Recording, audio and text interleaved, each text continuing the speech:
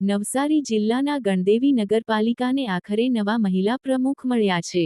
અનિતાબેન ભંડારીની ગણદેવી નગરપાલિકાના પ્રમુખ તરીકે સત્તાવાર વરણી કરવામાં આવી છે. તેમની સાથે રાજેશભાઈ પટેલ ઉપપ્રમુખ અને પિનાકીનભાઈ પંડ્યા કારોબારી અધ્યક્ષ તરીકે નિમાયા છે. આ સાથે પાલિકાના નવા શાસક પક્ષનું માળખું પણ સ્પષ્ટ બન્યું છે. નવા પ્રમુખ અનિતાબેન ભંડારી વ્યવસાય શિક્ષિકા છે અને છેલ્લા 10 વર્ષથી સક્રિય રાજકારણમાં જોડાયેલા છે. ખાસ વાત એ છે કે તેમણે પોતાના જીવનની પ્રથમ ચૂંટણી લડી હતી અને પ્રથમ જ પ્રયાસમાં પ્રમુખપદ સુધી પહોંચવામાં સફળતા મેળવી છે. અનિતાબેન ભંડારી રાજકીય સાથે શૈક્ષણિક અને સામાજિક ક્ષેત્રે પણ સક્રિય ઓળખ ધરાવે છે. તેમણે એમએ અને ડીએ આર્ટ્સ સુધીનો ઉચ્ચ અભ્યાસ કર્યો છે. છેલ્લા 29 વર્ષથી તેઓ ગણદેવીની સ્થાનિક શાળામાં શિક્ષિકા તરીકે ફરજ બજાવી રહ્યા છે.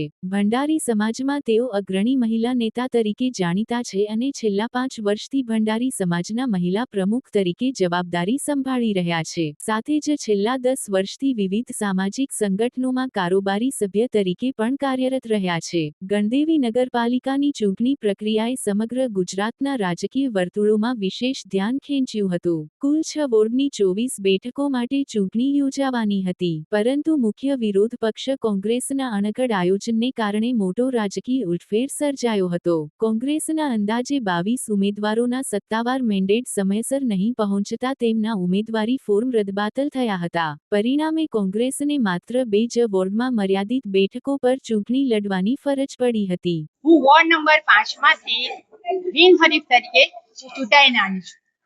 હવે મારે ગણદેવીનો વિકાસ કરવો છે અને એ વિકાસને આગળ ને આગળ પ્રગતિ કરવી છે. ગણદેવીને અમારે સ્માર્ટ સિટી બનાવવી છે અને એના માટે અમે આગળ પ્રયત્ન કરતા રહીશું. લોકોની સમસ્યા છે એના ઉપર શું ફોકસ છે? લોકોની સમસ્યા છે એ અમે એમના ઘરે જઈને અમે એમની સાથે વાતો કરીશું અને એમની જે સમસ્યા હશે તેનો અમે નિરાકરણ કરીશું.